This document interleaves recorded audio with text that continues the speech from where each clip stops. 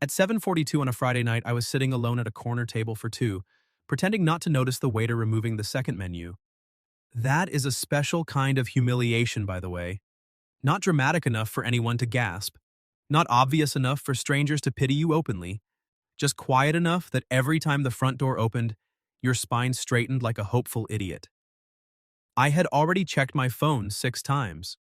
No message, no missed call, no, sorry, running late, just my own reflection in the dark glass beside the booth, looking like a man who had put on his good Navy shirt for absolutely no reason. My name is Graham Porter. I was 33, a structural engineer in Columbus, Ohio, and most of my romantic life could be summed up as reliable man seeks woman who does not find reliability boring.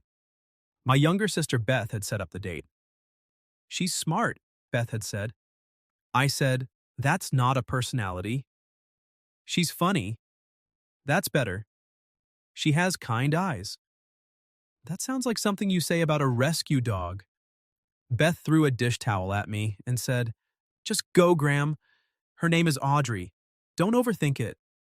Overthinking, unfortunately, was one of my core skills. I did it professionally with load-bearing walls and personally with women who smiled at me too long. So there I was at Marcelli's, a cozy Italian place with amber lights, brick walls, and couples leaning across tables like the world had politely stepped outside for them. I had arrived 12 minutes early because I was raised by a mother who believed lateness was a small moral failure.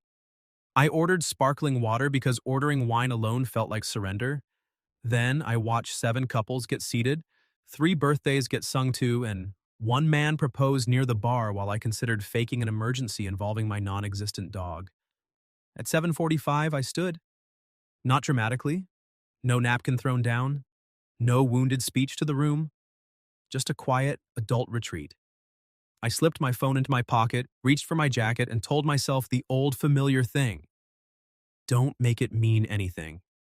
Because I had made things mean too much before. My last serious girlfriend, Hannah, had once told me I was good on paper. She said it kindly, which somehow made it worse. Good job. Good manners. Good credit. Good at remembering oil changes and dentist appointments. Good on paper. Not enough in person. I had spent 2 years since then trying not to become bitter. Mostly I had succeeded. Some nights, though, sitting across from an empty chair, a man starts wondering if maybe women could sense the invisible label before they even walked in. Safe. Steady, forgettable. I was halfway out of the booth when the restaurant door opened hard enough to pull in a gust of cold March air. A woman stepped inside holding a little girl's hand. And somehow, before I knew her name, before she looked around the room, before anything made sense, I knew. It was her. Audrey. She was shorter than I expected, maybe 5'4", with dark blonde hair tucked messily behind one ear and cheeks pink from the cold. She wore a green wrap dress under a tan coat like she had dressed for a date, and then survived a small household emergency on the way there. The little girl beside her had curly brown hair, purple glasses, and a solemn expression that suggested she was not impressed with fine dining. Audrey scanned the room once, fast and nervous. Then her eyes found mine. I don't know what I expected. An apology face, maybe? Panic, embarrassment? Instead, she gave me a small, brave smile that hit me with more force than it should have. Not because she was beautiful, though she was, because she looked like someone standing at the edge of a bridge she had been told not to cross, crossing anyway. I let go of my jacket. She walked toward me with her daughter's hand in hers. I'm Graham, I said, and immediately wanted to walk into traffic. Sorry, that came out like a question. I am Graham. Her smile widened. I'm Audrey Klein, she said, and this is Willa. Willa looked me up and down. You're taller than the picture. I glanced at Audrey. There was a picture? Audrey closed her eyes for 1 second. Beth sent one? Of me? Yes. Recent? Depends how emotionally attached you are to your hairline. That surprised a laugh out of me. Willa tugged on Audrey's hand and whispered, with the volume control of a courtroom bailiff. He laughed. That's good. Audrey's face turned a deeper shade of pink. I am so sorry, she said quickly. My babysitter canceled 10 minutes before I was supposed to leave. My backup was at urgent care with her son, and I tried to call Beth, but she didn't answer. I should have messaged you, but then Willa spilled orange juice on my phone, and it's currently doing that thing where it pretends to be dead, so I'll appreciate it more when it comes back. That's manipulative of it, I said. Very. We stood there in the narrow space beside the table. I could feel people glancing over. Not rudely exactly, but with that little flicker of interest adults get when a date becomes a scene. Audrey noticed too. Her shoulders tightened. I understand if this is too much, she said. Honestly, I can just… No, I said. It came out faster than I intended. Her eyes lifted to mine. I softened my voice. I mean, no, don't go. You're here. Willa raised one finger. I'm also here. You are, I said. And frankly, you're the only one so far who's given me a clear review of my height. She considered that. 4 stars. Out of 5? Out of 10. I don't know you yet. Audrey pressed her lips together, fighting a smile. And that did something dangerous to me. Something warm and immediate. I had expected awkwardness. Instead, there was this strange, bright charge between us. Half nerves and half humor, like we had both been handed a script and chosen to ignore it.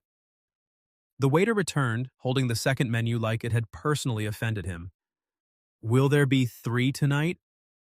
I looked at Audrey. Not at Willa, at Audrey. Because it mattered that she knew I wasn't just being polite to the child. I wasn't rescuing a mother from embarrassment. I was choosing to continue the date. If Audrey still wants to have dinner with me, I said, then yes. 3. For half a second, her face changed. The relief was there, sure, but under it was something else. Surprise, curiosity, a little caution. The look of a woman who had learned not to trust kindness too quickly. I do, she said quietly. Then, as if embarrassed by her own honesty, she added, but if you order the calamari, Willa may judge you. Willa nodded. Squid is a haunted noodle. I laughed again and pulled out the chair across from me. Audrey moved to sit, but Willa climbed into the chair first. Actually, Willa said, I need to sit by the wall because of suspicious people. Audrey sighed. She means waiters. They appear suddenly, Willa said. So Audrey slid into the booth beside her daughter, and I sat across from them. It was not the date I had pictured. It was better. Messier, yes, louder, stranger. There were crayons delivered with the breadbasket, and Willa immediately began drawing what she described as a horse with tax problems. Audrey kept apologizing every time her daughter interrupted, and every time I liked her more. Not because she was flawless, because she wasn't pretending to be. She asked me about my work, and when I told her I designed bridges and commercial buildings, she leaned her chin into her hand and said, So, if a building falls down, you're one of the people everyone blames? Only if I did my job poorly. And do you? Almost never. Confidence, she said. Dangerous. Accuracy. Worse. Her eyes held mine for a second too long, and the noise of the restaurant seemed to tuck itself behind us. I noticed the small gold fleck near her left iris. I noticed the way she tapped her thumb against her water glass when she was thinking. I noticed that she looked at me directly, like she was tired of men who made her feel like an inconvenience. Then Willa dropped a crayon. Audrey and I both reached for it at the same time. Our hands touched under the table. It was nothing. Barely skin against skin. But she froze. So did I. When we came back up, the crayon in my hand, neither of us spoke for a heartbeat. Willa looked between us, then she said, Mommy, your face is doing the thing. Audrey took the crayon from me without looking away. What thing? I asked, because apparently I had no survival instinct. Audrey gave me a warning smile. Graham. Willa leaned forward and whispered, the face she made in the car when she said she hoped you were nice, Audrey. Covered her eyes with one hand. I should have let her off the hook. A better man might have. But I smiled and said, for the record, I was hoping the same thing. Audrey lowered her hand. The banter faded. Something softer stepped in. You were? She asked. Yeah, I said. I was. For the first time that night, she looked like she believed I had been waiting for her, not just for a date-shaped person to fill the chair. Dinner arrived. Willa got buttered noodles. Audrey got chicken piccata. I ordered the salmon because Willa had already warned me about haunted noodles, and I was trying to stay on her good side. For 20 minutes, the night became almost easy. Audrey told me she taught third grade and had once confiscated a love note that simply said, "You smell like markers, but in a good way." I told her about the time I miscalculated a site visit and got trapped in a freight elevator with a wedding cake. Willa asked if adults were allowed to get married to people they met on accident. Audrey choked on her water, and I said, "Usually there's paperwork first."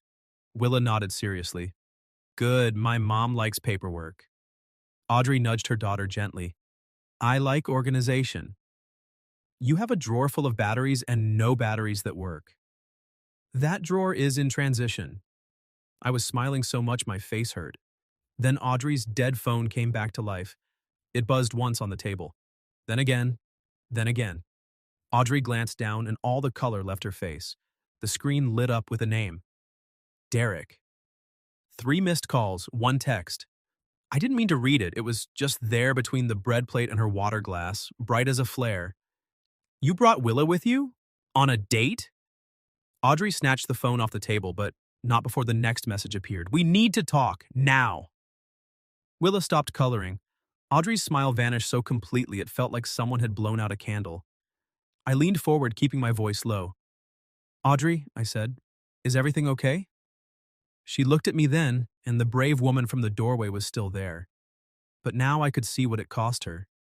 She swallowed. "I need to tell you something," she said, "before you decide whether you still want to be sitting at this table.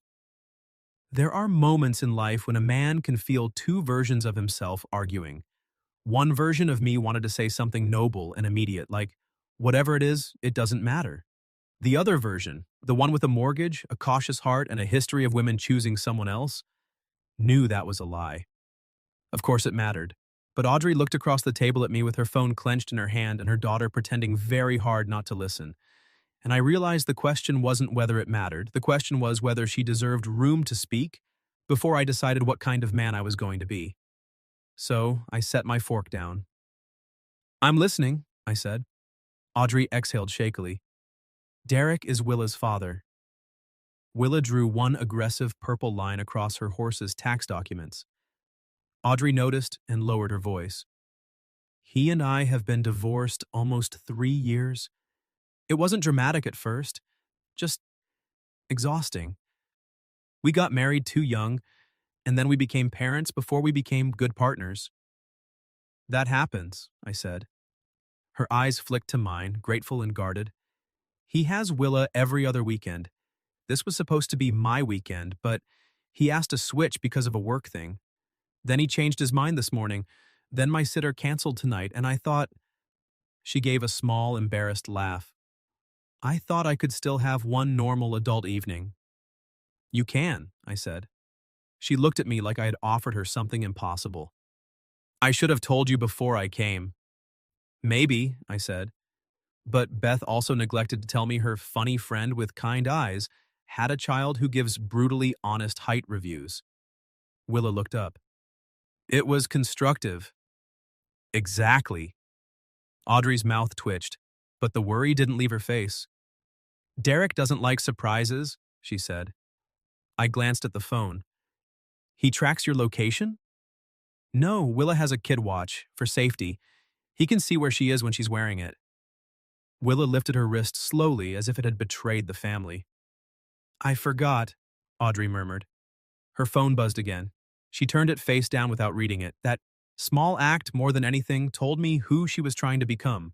Not fearless, just tired of being ruled. "I don't want to drag you into something," she said. "You were expecting a blind date, not—" She gestured helplessly at the table. "This." I looked at Willa, who was now giving her horse a briefcase. Then I looked back at Audrey. "I was expecting dinner with a woman named Audrey," I said. "So far, that's my favorite part of the night." Her face softened. It happened slowly, like a flower opening in cautious sunlight. "Your favorite part?" she asked. "The top 3 are you walking in, You insulting my hairline by implication? And learning squid is a haunted noodle. I did not insult your hairline. I questioned your emotional attachment to it. Which is worse, more nuanced, Willa sighed. Are you two flirting? Audrey went red. I leaned back. I believe your mother is cross-examining me. With her face? Willa, Audrey warned, but she was smiling now. And there it was again, that bright current between us. The restaurant noise, the unanswered messages, the complications all dimmed for a second. It was just Audrey looking at me like maybe she had forgotten she was allowed to be wanted. Not managed, not judged, wanted. The waiter came by and asked about dessert. Audrey immediately said, "No, thank you." At the same time, Willa and I said, "Yes." Audrey stared at me. You're siding with the child? I'm siding with tiramisu. Traitor. Dessert is a neutral territory. Willa nodded gravely. He understands diplomacy. So we ordered 1 tiramisu and 3 spoons. It became somehow our first real date moment. Not the table, not the introductions, not even the accidental hand touch under the table. It was the dessert.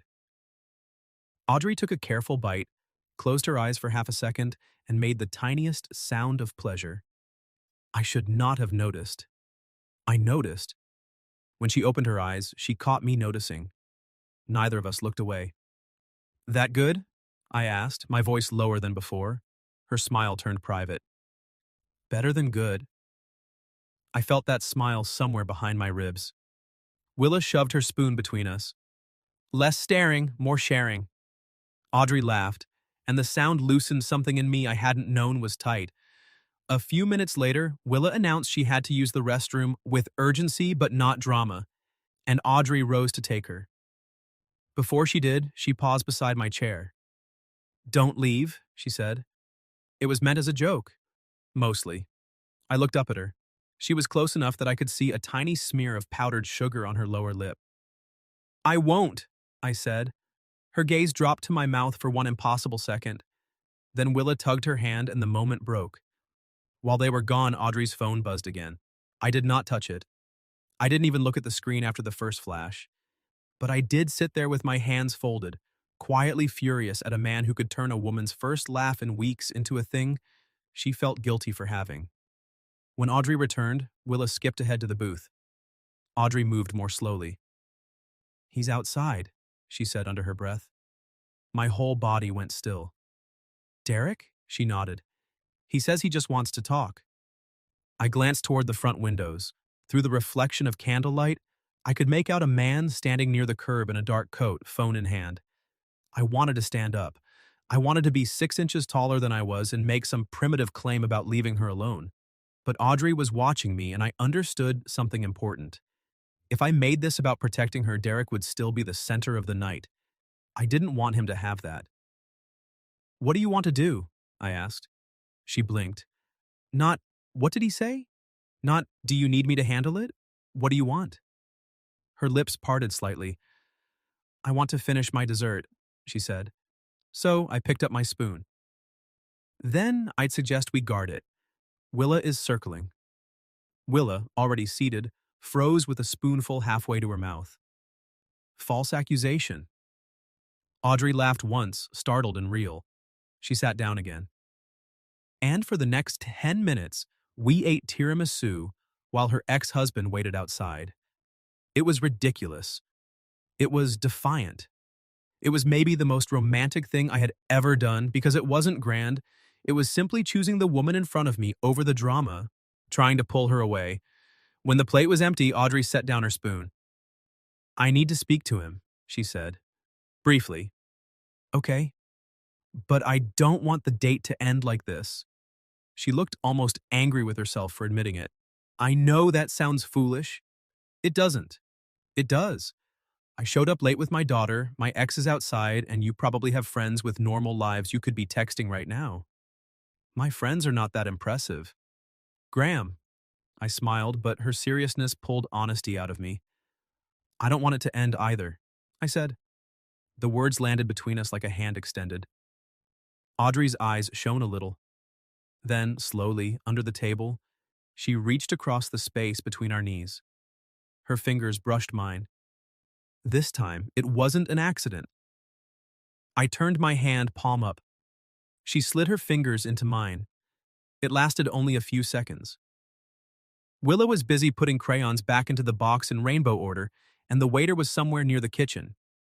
No one saw, but I felt it everywhere. Audrey squeezed once, then let go. "All right," she whispered. "I'll be right back." "I'll be here." She stood, then hesitated. "If Willa asks you complicated questions, you're allowed to lie." Willa looked up. "I heard that."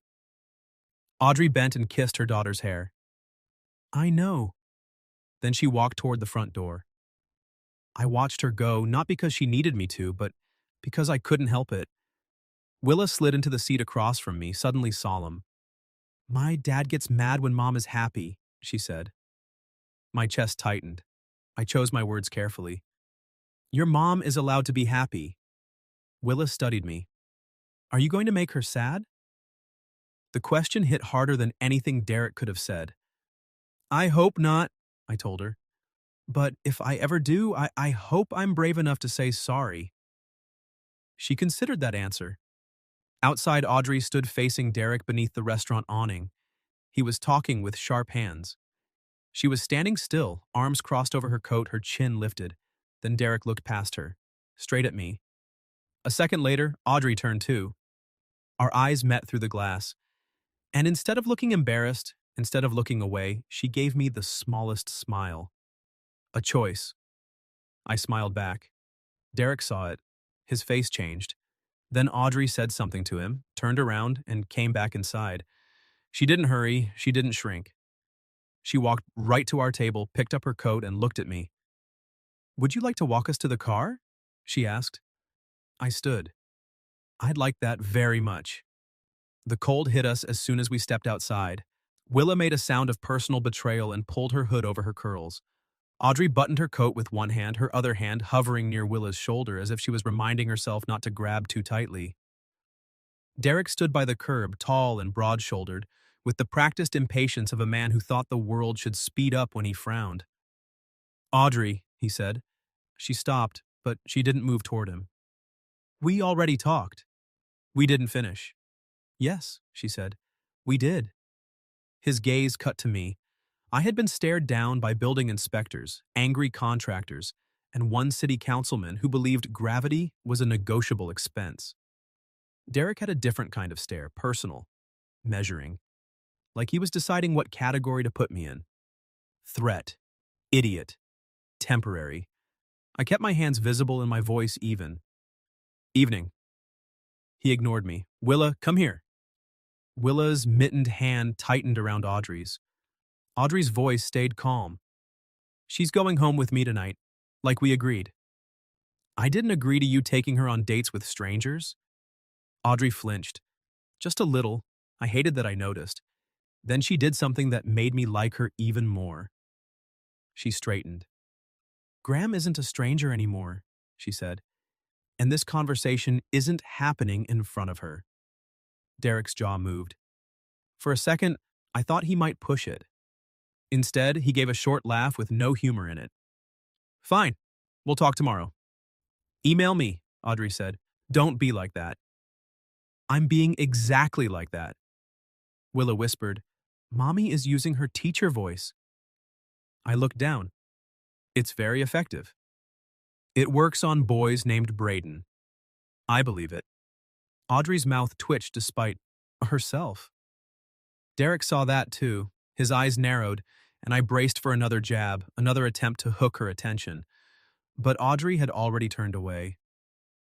"Good night, Derek." We walked to her car without speaking, not because there was nothing to say, because the air was full of everything. Her car was an older blue Subaru parked half a block down. Willa climbed into the back seat, then immediately began negotiating for a song called "The Dragon One," which Audrey claimed not to know and Willa claimed was a lie. I stood beside the open driver's door while Audrey buckled her daughter in. The dome light made a halo of her hair. Her hands shook once on the seatbelt so quickly I might have missed it if I hadn't been watching. When she shut the back door, we were suddenly alone on the sidewalk. Not truly alone. Willa was 2 feet away behind glass, fogging the window with her breath and drawing a face in it, but alone enough. Audrey turned to me. I'm sorry. That's your second most used phrase tonight. What's the first? Willa, please don't. She laughed, and the relief of hearing it again made me foolishly happy. I had this fantasy, she said, leaning back against the car. Not a big one, just dinner, adult conversation, maybe dessert if things went well. We had dessert. We did. And adult conversation. Some. And a horse with tax problems. A highlight. Her smile faded into something softer. I didn't want you to see that part of my life first. I stepped a little closer, slowly enough that she could step away if she wanted. She didn't. What part did you want me to see? I asked. Audrey looked at me for a long moment. The streetlight caught the gold in her eyes. The part that still gets excited before a date, she said quietly. The part that tried on 3 dresses and called your sister twice to ask if you seemed kind or just polite. The part that almost turned around in the parking lot because I had Willa with me, and I thought, there it is. Proof I'm too much before he even meets me. My chest tightened. You're not too much. You don't know that yet. No, I admitted, but I'd like to find out properly. Her breath caught. Behind her, Willa knocked on the window and held up 6 fingers. Audrey glanced back. That either means 6 minutes, or she's rating this conversation. Out of 10? Let's not ask. I smiled, then grew serious. Can I say something that might sound too honest for a first date? That depends. Are you about to confess to tax fraud? No. Then yes. I slipped my hands into my coat pockets to keep from reaching for her too soon. I thought you stood me up, I said. For about 20 minutes, I sat in there deciding I was forgettable. Her expression changed. Graham, I'm not telling you so you'll reassure me. I'm going to anyway. That made me smile. She pushed off the car, closing the small distance between us. You are not forgettable. The words were simple. Her voice wasn't. It had weight in it. Want. I looked down at her, and all the noise from Derek, the cold, the passing cars seemed to drift to the far edge of the night. No? No. Her gaze dropped to my mouth again, then returned to my eyes. Annoyingly memorable, actually. Annoyingly? You ordered tiramisu against my better judgment. You enjoyed it. I did not say I was rational. We were close now, close enough that her coat brushed mine, close enough that I could smell citrus in her hair and the faint sweetness of restaurant coffee. I lifted one hand slowly and tucked a loose strand of hair away from her cheek. Audrey went still, not scared, aware. Is this okay? I asked. Her answer was barely above a whisper. Yes. My fingers lingered for 1 second near her cheek, not quite touching skin, and then I let my hand fall. It wasn't a kiss, but it felt like a promise we were both careful enough not to spend too quickly. Audrey looked almost disappointed, which was the best thing that had happened to my ego in years. You're very restrained, she said. I'm trying to be a gentleman. Dangerous. Accuracy, I said. She laughed softly, recognizing her own word turned back on her. Then she reached out and touched the sleeve of my coat just above my wrist, a small contact. Deliberate. I want to see you again, she said. There are sentences a man hears with his whole body. That was one of them. I want that too. Even after tonight? Especially after tonight. Her fingers tightened briefly on my sleeve. Saturday morning, she said. There's a park near my house. Willa has soccer at 10, but after that there's a coffee cart. It would be chaos, not a proper date. I'm beginning to prefer your chaos. Her smile warmed in a way that made me want to earn it again and again. Careful, Graham Porter. With what? Sounding like someone I might start looking forward to. I should have said something charming. Instead, I told the truth. I hope you do. For a moment, neither of us moved. Then the back window rolled down halfway. Mom, Willa called. If you kiss him, I'm telling Aunt Junie. Audrey closed her eyes. There is no Aunt Junie. Willa shrugged. I'll find one. I laughed so hard I had to look away. Audrey covered her face with both hands. This is my life. I like your life. She lowered her hands. The words seemed to land deeper than I expected. Maybe deeper than I meant, but I didn't take them back. Audrey looked at me like she was memorizing something, then she opened the driver's door. Text me when you get home. I don't have your number. Oh. She patted her pockets, then remembered her phone was in her purse. Right. Modern romance requires devices. And charged ones. Cruel. She took out her phone, ignored the waiting messages, and handed it to me with the contact screen open. I typed in my number and saved it as Graham, not forgettable. When she saw it, her smile turned helpless. Your trouble, she said. I've been called reliable. Not by me. That pleased me more than it should have. I handed back the phone. Our fingers brushed, and this time neither of us pretended it was accidental. She climbed into the car, started the engine, and rolled down the window. Good night, Graham. Good night, Audrey. Willa leaned forward from the back. Good night, 4 stars. I'm working my way up. We'll see. They pulled away from the curb. I stood there until her taillights disappeared around the corner. My phone buzzed before I reached my car. Unknown number. I opened it. Audrey, for the record, if my daughter hadn't threatened to invent an aunt, I might have kissed you. I stopped dead on the sidewalk. Then another message appeared. Audrey, don't get smug. I typed back with cold fingers and a ridiculous smile. Me, too late. Her reply came a few seconds later. Audrey, Saturday then? Me, Saturday. Audrey, and Graham? Me, yes? Audrey, I'm glad you didn't leave. I looked up at the dark street, at the restaurant lights glowing behind me, at the ordinary city moving on like my life hadn't just shifted. Me. So am I. I was still smiling when another message arrived, but it wasn't from Audrey. It was from my sister. Beth. So, how did it go? I considered telling her the truth, that my blind date had arrived late with her daughter, her ex-husband had appeared outside, dessert had become an act of rebellion, and I was already counting the hours until Saturday. Instead, I typed, Me. You failed to mention the best parts. Beth responded instantly. Beth, I knew you'd like her. I glanced at Audrey's contact on my screen. Graham, not forgettable. For the first time in a long time, I believed someone might actually mean it. Saturday morning, I arrived at the park with 2 coffees, 1 hot chocolate, and the confidence of a man who had spent 20 minutes staring at a menu board like it contained state secrets. Audrey was on the soccer field, standing with the other parents, while Willa chased the ball in the wrong direction with complete conviction. Audrey wore jeans, white sneakers, and a soft blue sweater under her coat. Her hair was up in a ponytail, and the sight of her smiling into the wind did something embarrassing to my pulse. She saw me before I reached her. That mattered. Not because she waved, though she did, because her face changed. It opened. Like I was not an obligation arriving, not another complication, but someone she had been hoping to see. Graham, not forgettable, she said when I stopped beside her. Audrey, phone murderer. She accepted the coffee with both hands. It was 1 orange. Juice incident. Your phone may disagree. My phone and I are in counseling. I handed her the hot chocolate.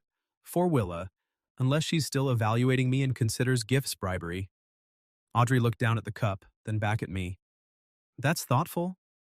It's Swiss Miss from a park cart. Let's not canonize me yet. Her laugh curled through the cold air. On the field, Willa spotted me and immediately abandoned both strategy and team loyalty. 4 stars, she shouted, waving.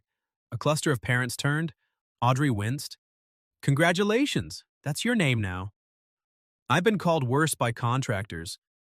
Willa's coach redirected her with heroic patience, and Audrey and I moved a little away from the sideline near a bare maple tree, close enough to watch, far enough to talk. For a few minutes, we did exactly that. We talked about nothing important: coffee temperatures, childhood sports injuries, the universal horror of school fundraisers. Audrey told me she had once sold 92 tubs of cookie dough because Willa wanted a glow-in-the-dark pencil case.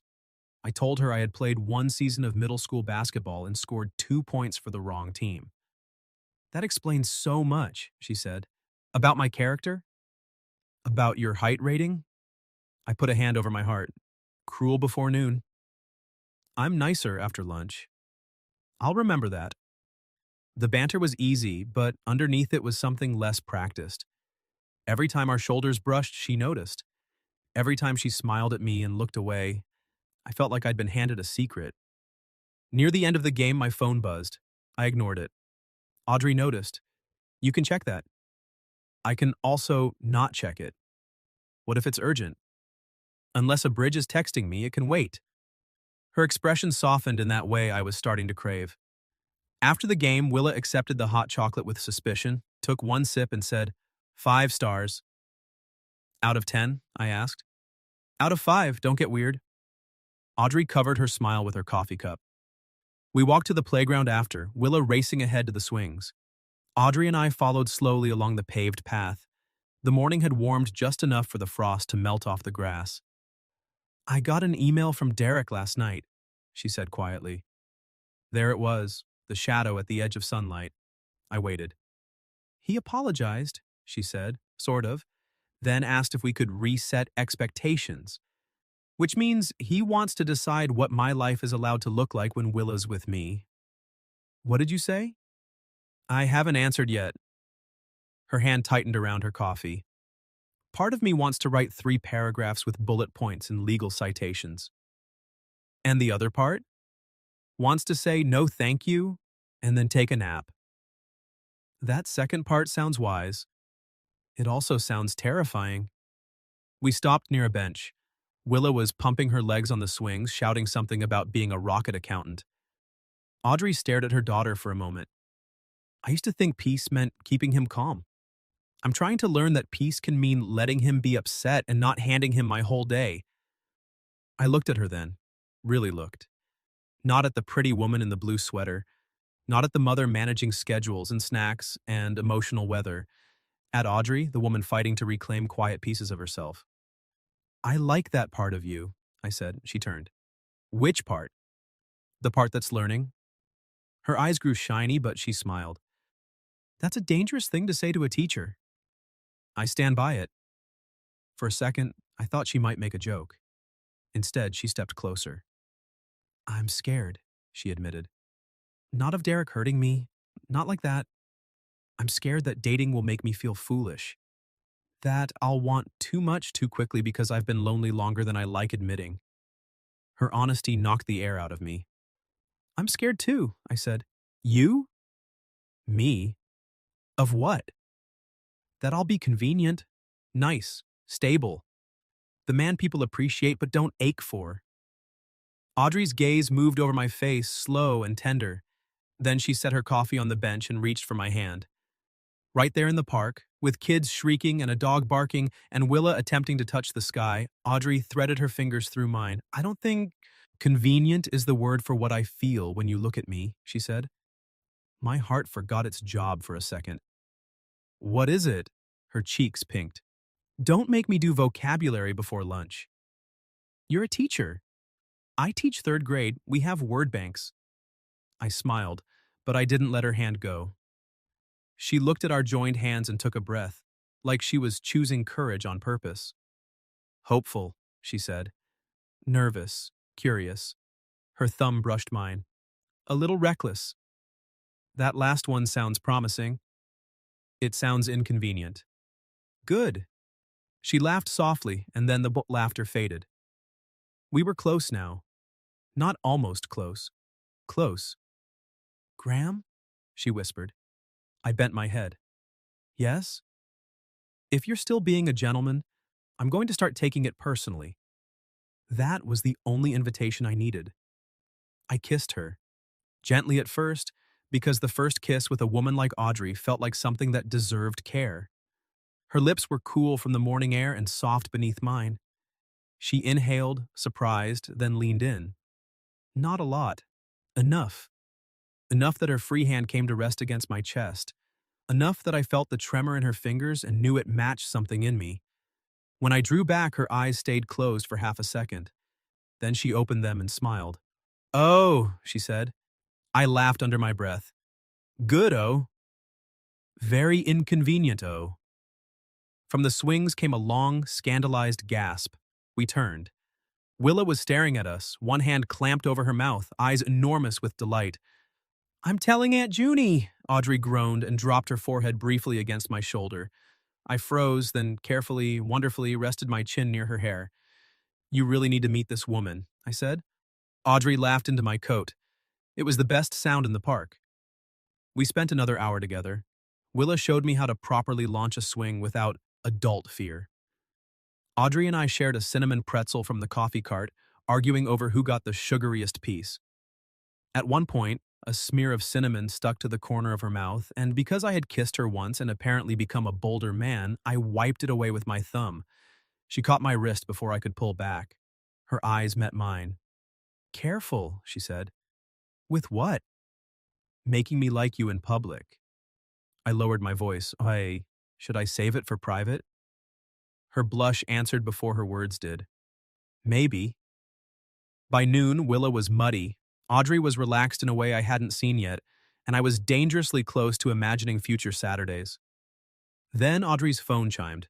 She glanced at it, and her smile faltered. I did not ask immediately. I waited until she looked up. "It's Derek," she said. "He wants to meet tomorrow. Says if I'm going to bring new men around Willa, we need a formal discussion." Her shoulders drew in. The old reflex. Then she looked at me, and I saw her fight it. "I'm going to tell him no," she said. "Not no to talking about Willa. No to making it an ambush. I'll suggest email. Or mediation if he wants formal." Pride rose in me, sharp and warm. "That sounds like you." She smiled faintly. "The learning part?" "My favorite part." Willa came running up then, breathless. "Can Graham come to lunch?" Audrey blinked. I looked at her, giving her the choice. She looked at me for one long second, then slipped her hand into mine again. "Yes," she said, "if he wants to." I squeezed her hand. "I want to." Audrey's smile returned, brighter this time, chosen in spite of the message waiting on her phone. And as we walked toward the parking lot, Willa skipping ahead, Audrey's fingers warm in mine, I understood something that scared me more than Derek ever could. I wasn't just hoping for another date anymore. I was hoping for a place in her life. Lunch that Saturday was grilled cheese at a place with paper boats instead of plates, because Willa insisted fancy restaurants were too stressful for noodles and feelings. Audrey sat across from me, her knee occasionally bumping mine beneath the table. The first time, she apologized. The second time, she didn't. The third time, she looked right at me and smiled. I learned that day that a woman could flirt while cutting a child's sandwich into triangles. I also learned that Audrey had a dimple in her left cheek that appeared only when she was trying not to laugh. Willa dipped her grilled cheese into ketchup, which I tried not to visibly react to. Audrey caught me, so I say, "Careful," she said. "Judgment before dessert is a red flag." "I'm being very open-minded." "You look like a man witnessing a felony." "It's cheese and ketchup?" Willa pointed a fry at me. "Don't yuck my yum, 4 stars." I lifted both hands, respectfully withdrawn. Audrey laughed, and under the table her foot touched mine. Not by accident. It became our rhythm after that. Not perfect, not simple, but ours. Derek did ask for a formal discussion, and Audrey did not meet him alone. She sent one calm email, then another, then finally suggested a co-parenting mediator when he kept trying to turn every message into a trial. I stayed out of the middle because Audrey asked me to. That was harder than I expected. I wanted to fix things. Men like me love fixing things. Give me a cracked beam, a load calculation, a foundation problem, and I could make sense of it. But Audrey didn't need me to rescue her. She needed me to respect the woman she was becoming. So I did. I sat beside her on the couch one evening while she drafted a message to Derek that said, "Willa's safety and stability matter to both of us. My personal life is not up for debate." She read it aloud, then looked at me nervously. Too sharp? I shook my head. Clear. Too cold? Clear. Too many periods? Audrey. What? You're allowed to end sentences. She stared at the laptop, then laughed so softly it nearly broke my heart. I forgot that for a while. I took her hand. I know. She leaned her head against my shoulder and we sat like that in the quiet glow of her living room, while Willis slept down the hall under a blanket covered in planets. That was the night I knew. Not when I kissed her in the park. Not when she smiled at me through the restaurant window. Not even when she texted that she might have kissed me. It was that night, with her hair brushing my jaw and her fingers laced through mine, when I realized love didn't always arrive like lightning. Sometimes it arrived like peace. 3 months after our first date, Willa upgraded me to 7 stars, pending review. 6 months after, Audrey gave me a drawer in her kitchen for my coffee. It's not a big deal, she said, standing barefoot by the counter in pajama pants and one of my old sweatshirts. I looked into the drawer. It contained my favorite dark roast, a travel mug, and the cinnamon tea I pretended not to like but always drank when she made it. It feels like a big deal. Audrey folded her arms. It's a drawer, Graham. It's a very intimate drawer. You're ridiculous. You gave me storage. I can take it back. I stepped closer. You could. She lifted her chin.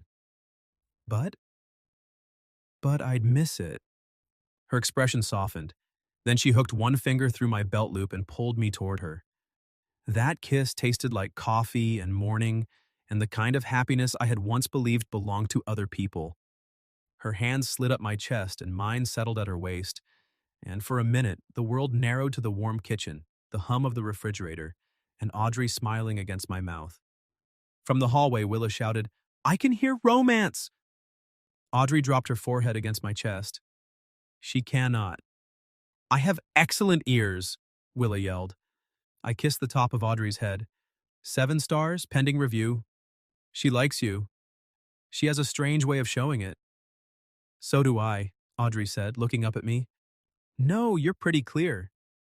Her smile trembled a little. Am I? I cupped her cheek. Audrey. She searched my face like she was still surprised to find me there. I love you, she whispered. The words were small, but they changed the room. I forgot how to breathe. Then I kissed her once, gently, because I wanted her to feel my answer before I said it. I love you too. Her eyes closed. Behind us, Willa appeared in the hallway holding a stuffed dragon. Does this mean Graham is staying for pancakes? Audrey laughed through tears. I looked at Willa. That depends. Are they ketchup pancakes? She gasped. I'm not a monster. By the following spring, my apartment lease ended and I moved into the little blue house with the crooked mailbox and the porch Audrey kept saying she wanted to repaint. We did repaint it. Eventually. Well, Audrey painted. I held the ladder and got blue paint in my hair because Willa said I needed visual interest. Derek became quieter after mediation. Not gone. Not transformed into some perfect co-parent overnight. But contained. Boundaries held. Emails replaced arguments. Willa stopped watching her mother's face every time the phone chimed. And Audrey changed too. Or maybe she simply returned to herself. She laughed louder, bought flowers for the kitchen for no reason, started leaving her phone in the other room during dinner.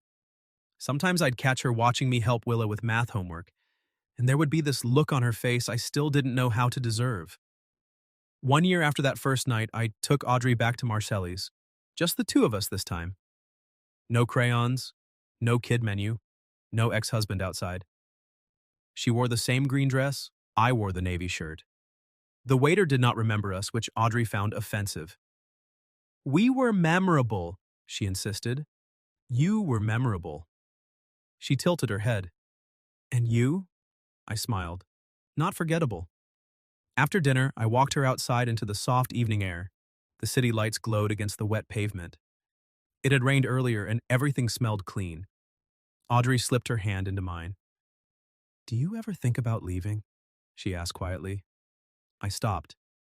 She looked embarrassed the moment she said it. I don't mean that the way it sounded.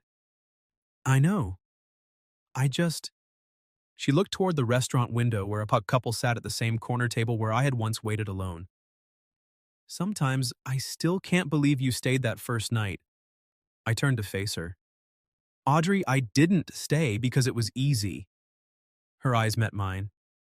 I stayed because you walked in holding your daughter's hand, scared and late and trying anyway, and I thought, there she is. A woman brave enough to show up messy instead of pretending. I wanted you then. Her lips parted.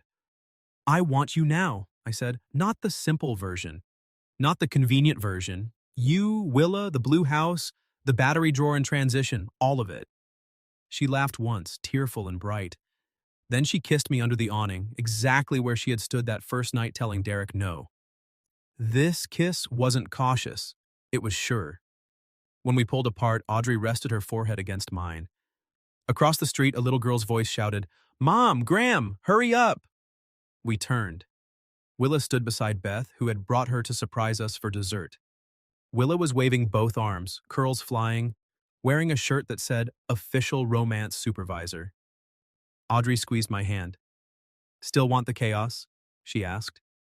I looked at the woman I loved, then at the child who had once rated me 4 stars, and then at the warm restaurant light spilling onto the sidewalk behind us. I'm counting on it. We walked toward Willa together, hand in hand, and for the first time in my life, I didn't feel good on paper.